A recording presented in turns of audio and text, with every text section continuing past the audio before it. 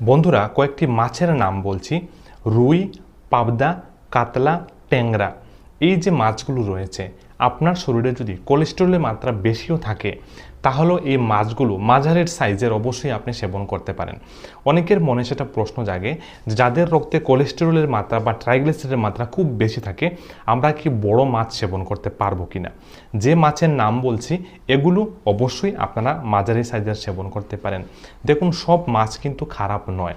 আসলে প্রাণীজ খাবারের মধ্যে কোলেস্টেরল প্রচুর মাত্রায় থাকে এবং যা প্রোটিন থাকে সেটাও কিন্তু থাকে। সো প্রোটিন আমাদের শরীরের জন্য খুব প্রয়োজনীয়। মাংসর থেকে মাছের যে ক্ষতিকারক দিকটা, যাদের কোলেস্টেরল রয়েছে বা হার্টের সমস্যা রয়েছে, এটা কিন্তু অনেক অনেক কম। তাই অবশ্যই আপনি মাংসর পরিবর্তে যদি আপনি মাছ সেবন করেন যেগুলোর নাম বললাম, তাহলে কিন্তু আপনার শরীরের জন্য অনেকটা মাংসর থেকে উপকারী হবে। অবশ্যই আপনি সেবন করতে পারেন।